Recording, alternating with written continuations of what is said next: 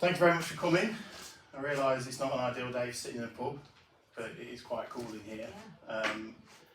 Obviously, when I came up with these dates in January, I didn't realise that this weekend was going to be the hottest weekend of the year so far. But thank you for coming. It's very nice to see you all. So today we're going to talk about or play this album, Skylarking by XTC. So XTC were formed in Swindon in 1972, but they were called the Helium Kids in those days. And they were formed around a core of Andy Partridge, who's guitar and vocals, Colin Moulding's bass, and Terry Chambers, who played the drums. In 1975, they changed their name to XTC. Does anybody know why it's XTC? Into drugs? Ecstasy. Before ecstasy was a drug of party people. And they got a guy joined called Barry Andrews, who played the keyboards, and this is what they looked like back then. And in 1977 they signed to Virgin Records and released their debut album, White Music. So that's very post-punk, very angular, spiky music.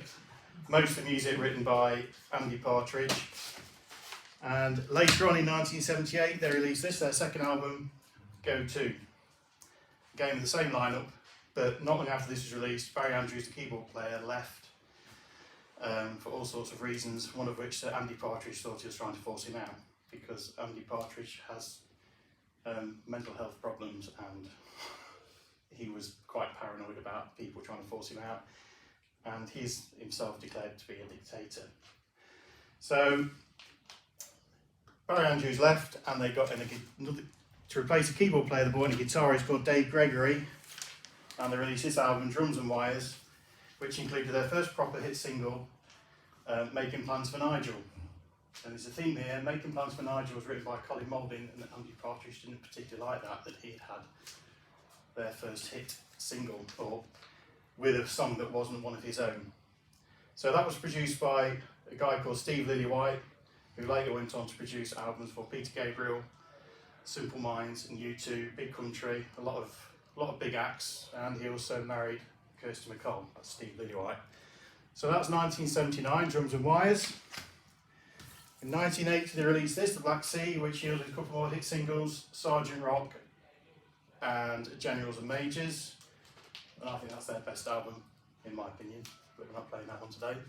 Again, by this point the sound started to develop a bit more, moving away from the new wave thing, quite, pop songs and etc. But that's The Black Sea. Then in 1982 they released this, English Settlement, which gave them another big hit single with Senses Working Overtime.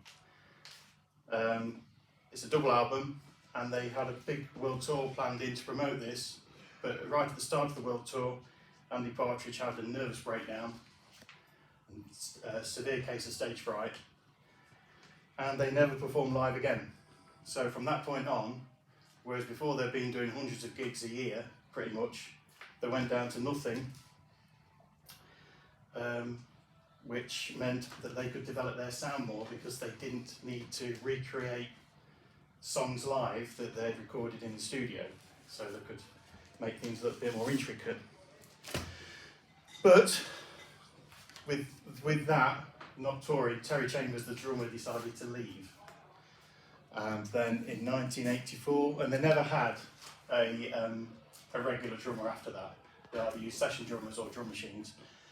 They released this, The Big Express, which Virgin put a load of money into to promote.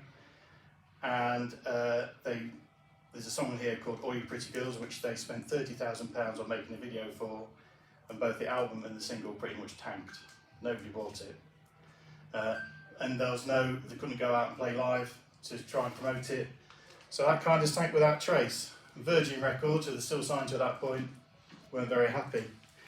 But in the meantime, in 1985, they recorded this under the name The Dukes of the Stratosphere, which this album is called 25 O'Clock. And they recorded it for £5,000 with John Leckie, who produced their first two albums. But nobody knew it was XTC. So nobody knew that was by XTC, by the Dukes of the Stratosphere, that sold twice the amount of copies as that. So they've got a problem with Virgin Records. So Virgin Records says your next album you need to sell 70,000 copies, otherwise you're going to get dropped. And the other complaint from Virgin was your songs sound far too English. They won't translate overseas, so you're going to need to find yourself a new producer, or a producer, because up until that point Andy Partridge had been pretty much the producer up until from English Settlement, and he was very much the dictator. Most of his songs got on. Colin Moulding's songs probably picked 2 per album. So they were given a list of big name producers, and the only name on it they recognised was a guy called Todd Rundgren, who had a solo career of his own. He was also in a band called Utopia, and amongst other things, he produced Meatloaf's Bat Out of Hell.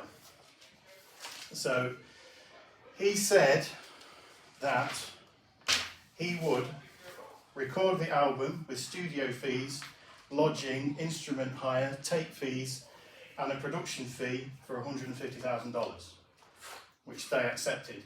So they went to his studio in Woodstock, in New York State, and they lived with him while they recorded it, and basically him and Andy Partridge fell out. So there's a current period from Andy Partridge on Todd Rundgren. It was like one bunk with 2 Hitlers.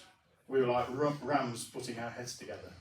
So they had disagreements over arrangements, instrumentation, the song choices, because Partridge didn't like it that this time Rundgren was in charge of choosing the songs, and he picked 5 of Colin Moulding's songs. So that means less Andy Partridge songs.